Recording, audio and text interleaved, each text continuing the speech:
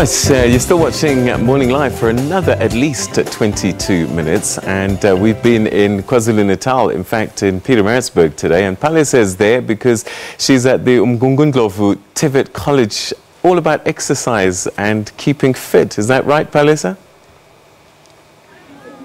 Oh yes, absolutely, Peter. This morning it's all about physical training, physical education. Like I said earlier on, hence all of us are in our tracksuits this morning because we're talking this beautiful initiative by the Department of Higher Education as well as the skills development initiative by the Department of Higher Education, like I said.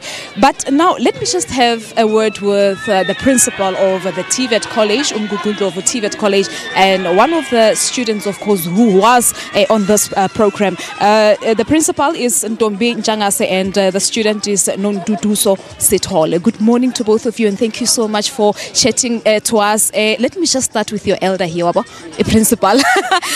Tell us about this initiative. Of course, I want us to focus a little bit first on the career as to what was the curriculum all about.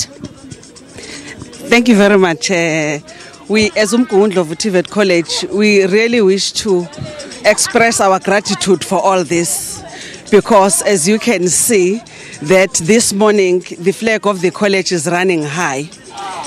This is a skills development program, right? Sponsored by the National Skills Fund as a funder, but also sponsored as one of our sitters called Cat Sitter, which assisted us with the accreditation of the fund, but also managed by the Institute of Sport. This is a learnership program where our young ones, men and women, as you can see, are taken through a skills development program which is referred to as sports coaching. It's a sports coaching program that is focusing mainly on soccer, on athletics, and also on netball.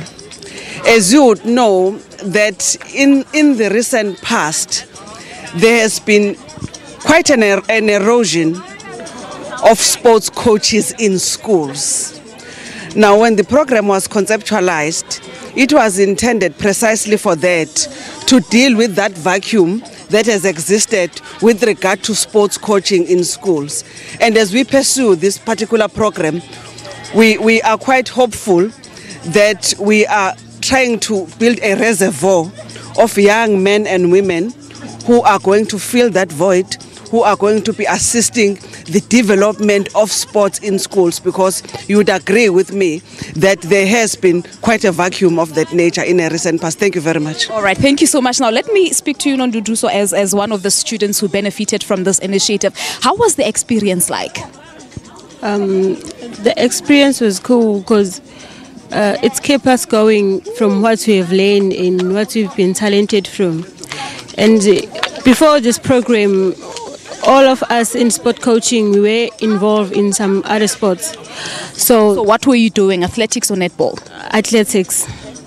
And it kept us fit and it removes us from doing those things that are unaccepted to do as the youth. And But what have you learned throughout the course for this past year? What have you learned?